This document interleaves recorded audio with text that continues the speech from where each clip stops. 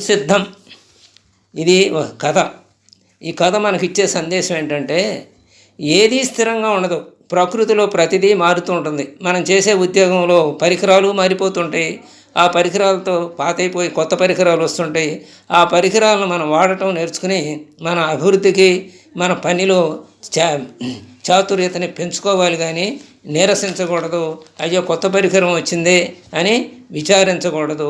మనం ఉద్యోగాలు పోతామని బాధపడకూడదు అన్నమాట. అది ఈ కథ సందేశం. రవి ఒక మధ్యతరగతి ఉద్యోగి. 10 ఏళ్లుగా బ్యాంకులో క్లర్కుగా పనిచేస్తున్నాడు. నెల జీతంతో కుటుంబం నడిపించుకుంటూ ఒక పెద్ద కళను మనసులో దాచుకున్నాడు. తన సొంత ఇల్లు, అనేక సంవత్సరాల పొదుపు, లోన్లు, బంధువుల సహాయం ఇవన్నీ కలిపి ఎట్టకేలకు ఒక చిన్న ఇండిపెండెంట్ హౌస్ కొన్నాడు. కొత్త గోడల మీద వాసన, కొత్త టైల్స్ మెరుపు ఇవన్నీ కుటుంబానికి పండగలా అనిపించాయి. భార్య పద్మ, పిల్లలు కిరణ్, హర్షిత అందరూ కలల గూటిలో ఆనందంతో ఉన్నారు. కానీ ఆ ఆనందం రవికి మాత్రం భారంగా అనిపించింది. ప్రతి నెల వచ్చే ఈఎంఐ రిమైండర్ ఎస్ఎంఎస్కు గుండె దడ పుట్టించేది. 10,000 రూపాయల వాయిదా డ్యూ అని మెసేజ్ రాగానే గాబరా పడేవాడు. అదే సమయంలో ఆఫీసులో కొత్త మాటలు వినిపించడం మొదలైంది. ఆర్టిఫిషియల్ ఇంటెలిజెన్స్ సాఫ్ట్వేర్ తెస్తున్నారట, మన పని సగం తగ్గిపోతుందట, మరి ఇంకో ఏడాదికి మనకు పని ఉండకపోవచ్చునట. ఆ మాటలు వినగానే రవికి కాళ్ళు వణికాయి. ఉద్యోగం పోతే ఎలా? ఈఎంఐలు ఎలా కట్టేది? ఈ ఇల్లు గూడు కాకుండా బరువవుతుందా అన్న భయం అతనిని రాత్రిళ్ళు నిద్రపోనివ్వలేదు. ఒక సాయంత్రం రవి ఇంటికి వచ్చేసరికి పిల్లలు కొత్త ఇంట్లో దూకుడుగా ఆడుకుంటున్నారు. వాళ్ళ నవ్వులలో ఆత్మవిశ్వాసం ఉండగా రవికి మాత్రం ఉద్యోగం పోతే పిల్లల భవిష్యత్తు ఎలాగో అన్న ఆందోళన మాత్రమే కనిపించింది. పద్మ అంటే ఆయన భార్య గమనించింది ఇది. ఏమైంది రవి? కొత్త ఇల్లు వచ్చినా నువ్వు సంతోషంగా లేవు, ఏం టెన్షన్ నీకు? రవి నిట్టూర్చాడు. పద్మ, ఆఫీసులో కొత్త ఏఐ టూల్స్ తెస్తున్నారట, మన పని మిషన్లు చేసేస్తాయట. నేను ఉద్యోగం కోల్పోతే మన ఈఎంఐలు లోన్లు ఎలా? పద్మ సీరియస్గా చూసింది. భయపడటానికి బదులు ఆ టూల్స్ నేర్చుకోవాలి. పిల్లల కోసం నువ్వు ధైర్యంగా ఉండాలి రవి. మన ఇల్లు అప్పు కాదు, ఆశ.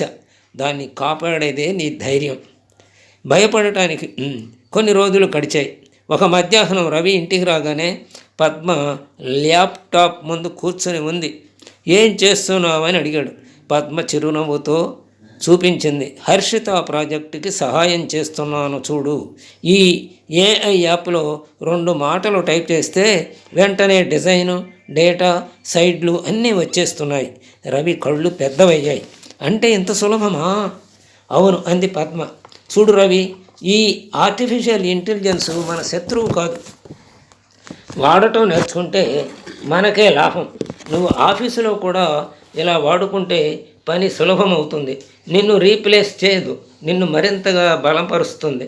ఆ మాటలు రవికి పెద్ద పాఠమయ్యాయి. ఏఐని భయపడాల్సిన అవసరం లేదు, దాన్ని వాడుకోవాలి అని అతనికి అర్థమయ్యింది. ఆ రోజు నుంచి రవి మారిపోయాడు. ఆఫీసులో ఆర్టిఫిషియల్ ఇంటెలిజెన్స్ సాఫ్ట్వేర్ ఎలా పనిచేస్తోందో గమనించటం మొదలుపెట్టాడు. ఆన్లైన్లో ఉచిత కోర్సులు చేశాడు. డేటా అనాలిసిస్, రిపోర్ట్ ఆటోమేషన్ నేర్చుకున్నాడు. తన అనుభవాన్ని ఆ టూల్స్తో కలిపి మరింత వేగంగా పని పూర్తి చేయటం మొదలెట్టాడు. కొద్ది రోజుల్లోనే మేనేజర్ అతన్ని పిలిచాడు.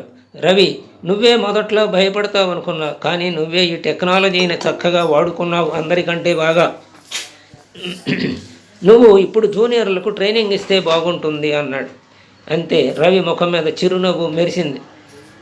ఇది నా ఉద్యోగం కాపాడింది, భయం వదిలి నేర్చుకోవడమే మార్గం అని అతనికి అర్థమైంది. రవి నెమ్మదిగా అన్నాడు. పద్మ, ఇల్లు కట్టుకోవటం కంటే మనసులో ధైర్యం కట్టుకోవడమే ముఖ్యమైంది. ఈ కృత్రిమ మీద మన ఉద్యోగాలను తినేయదు, కానీ మనం నేర్చుకోవడం ఆపేస్తే మాత్రం భవిష్యత్తు శూన్యమవుతుంది. భయం మనల్ని కట్టేస్తుంది, మార్పు మనల్ని మలుస్తుంది. ఏఐని అంటే కృత్రిమ మేధని శత్రువుగా కాకుండా సహాయకుడిగా చూస్తే ఇల్లు, జీవితం, భవిష్యత్తు అన్నీ సురక్షితంగా ఉంటాయి. పద్మ పిల్లలు గర్వంగా అతన్ని చూచారు. ఇంటి కొత్త గోడలు ఇప్పుడు భయానికి చిహ్నం కాదు, ఆశకు చిహ్నమయ్యాయి. చక్కని సందేశం ఈ కథ ద్వారా మనకి అందించారు. స్వస్తి అమ్మా.